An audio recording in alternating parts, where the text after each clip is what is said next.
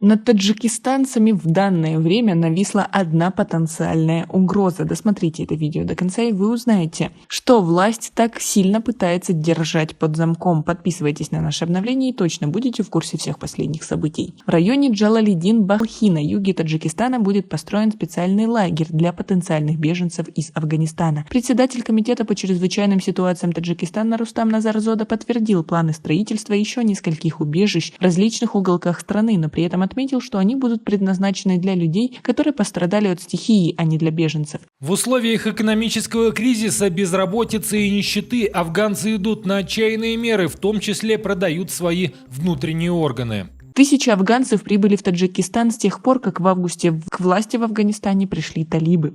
Председатель комитета по чрезвычайным ситуациям Рустам Назарзода заявил на пресс-конференции в Душанбе 9 февраля, что если в Таджикистан прибудут беженцы, их будем принимать в лагере в районе Джалалидина-Балхи. В настоящее время это единственное убежище, но в будущем мы планируем построить еще несколько лагерей, и международное сообщество поддержало нас в этом плане, добавил он. По словам Рустама Назарзода, строительство специального убежища для афганских беженцев ведется на площади в 4 гектара. При этом он не уточнил, на какое количество беженцев рассчитано будет это убежище. Ранее сообщалось, что Таджикистан выделил около 70 гектаров земли в районах Джайхун, Шаар-Туз, Шамсидин-Шахин и в Горно-Бадахшанской автономной области, на которых должны быть построены специальные лагеря для возможных беженцев из Афганистана. Источник в администрации района Шамсидин-Шахин сообщил в сентябре 2021 года, что они вместе с участком земли в местности Хирманджо района Шамсидин-Шахин подобрали еще 2 земельных участка для строительства лагеря для афганских беженцев. Однако руководитель комитета по чрезвычайным ситуациям отметил,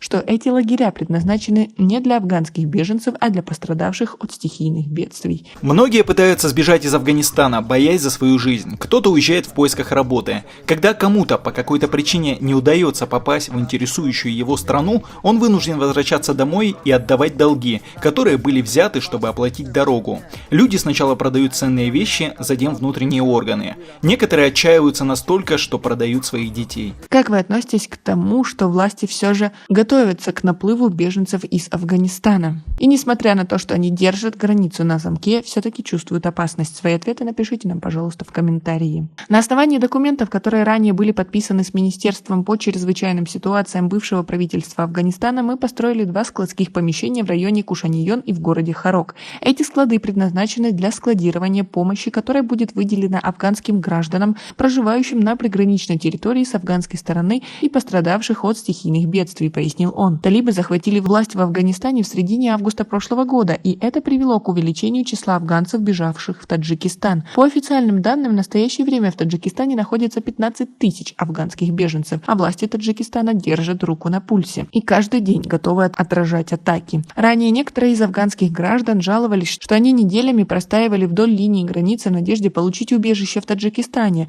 но Душанбе так и не откликнулся на их мольбы и просьбы. Некоторые из них вернулись домой под давлением талибов, но все равно были обеспокоены будущим своих детей. Одна журналистка из Афганистана заявила в декабре, что таджикские власти выдали ее и 13 членов ее семьи талибам. Таджикские власти эту информацию не прокомментировали. Управление Верховного комиссара ООН по делам беженцев призвало Таджикистан и другие соседние с Афганистаном страны открыть свои границы для афганских беженцев, даже если у них нет никаких документов. Эта структура ООН сообщила, что пакистанская и иранская граница открыта для афганцев, имеющих визы и разрешение на проезд в эти страны. Однако таджикская и узбекская граница полностью закрыты. Как вы считаете, это правильно? Свои ответы напишите нам, пожалуйста, в комментарии. У нас пока на этом все. Оцените наше видео подпиской и лайком. До скорой встречи.